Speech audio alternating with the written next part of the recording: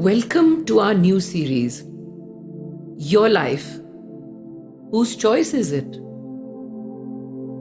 In this new series, let's examine our life choices.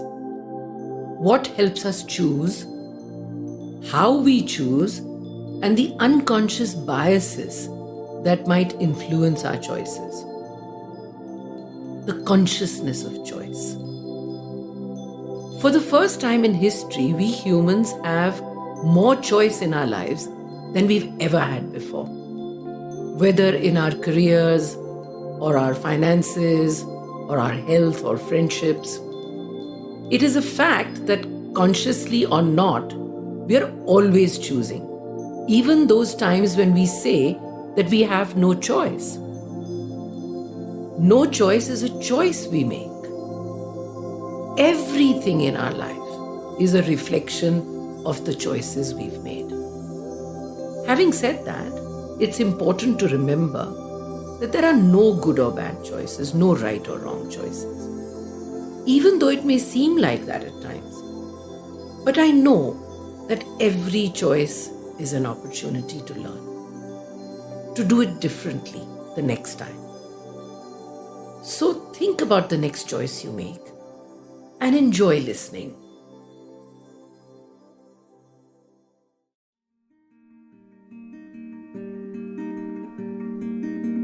Join spiritual psychologist and India's #1 biofeedback practitioner, Ritu Malhotra, as she guides you through the paths of self-discovery and personal transformation so that you can live in alignment with your values and purpose. This podcast is brought to you by Ajna Center for Learning. To know more about Ajna and connecting with the host, check out the links given in show notes. You are listening to the Cellular Alchemist podcast, and here's your host, Ritu Malhotra.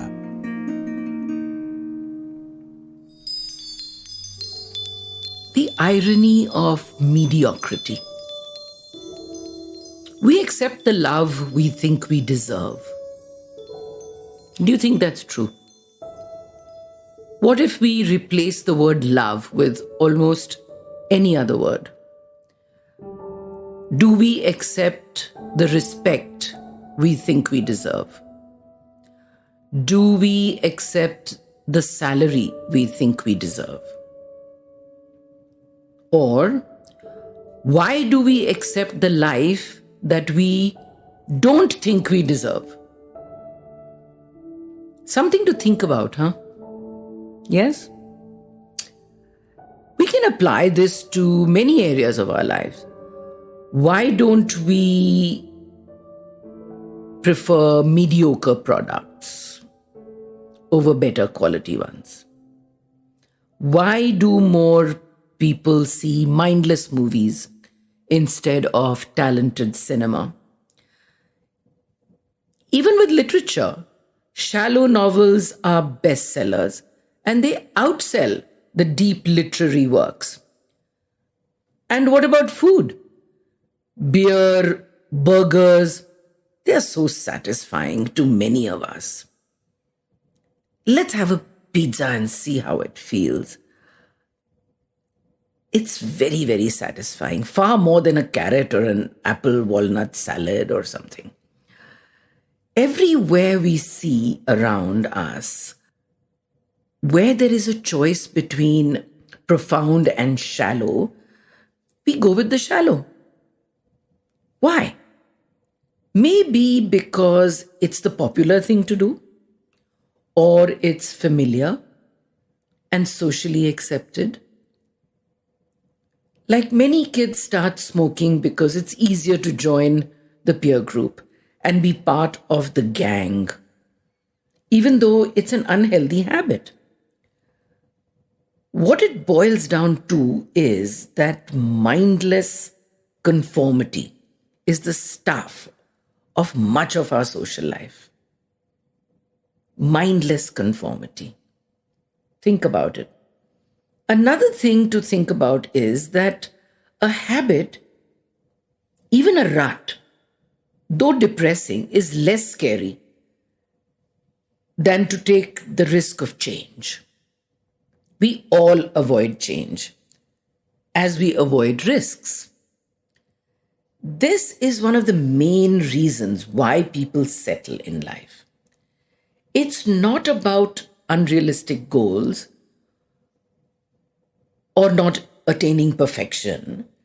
It's about changing what we can within ourselves in order to be happier. Changing a little bit within in order to be happier. Not merely drifting along in life. Of course, the other reason is because we are scared to be alone. So a crowd is better. A gang is better. We doubt whether we can be alone. Now, recently, technology has become substitute for loneliness. Though the price of our relationships has been heavy, technology gives with one hand and it extracts a steep price with the other. We have paid the price with our dwindling levels of patience. We want it now. We haven't quite learned that things worth having, they take time, they take commitment, they take faith, which many of us don't want to exert. The truth is that everything in life is a trade-off. Let's also accept that we are all born with different talents, aptitudes, potential. Just like we all have our strengths and our weaknesses. A lot of us are not good at academics or sport or art, but we are pretty average at many things. As I said earlier, in order to become a Roger Federer or a Mary Kom, we have to dedicate time and energy to it. And because we all have limited time and energy, few of us even become truly exceptional at more than one thing. So the fact is that none of us can become star performers in all areas of life. Wouldn't you agree? Now, what does this tell us? That the popular culture, the world over, is programming us into believing that if we are not exceptional, we are nothing. Which is a very insecure and desperate place to be. We're all running around chasing our tails, trying to be extraordinary and compensate for something. We don't even know what. Trying to prove that we are unique in some manner. In this crazy race, do we ever stop to think that if we are all extraordinary, then no one would be unique? It's inherently contradictory, isn't it? Like if there's always light, how would we know what it is unless there is a polarity of dark?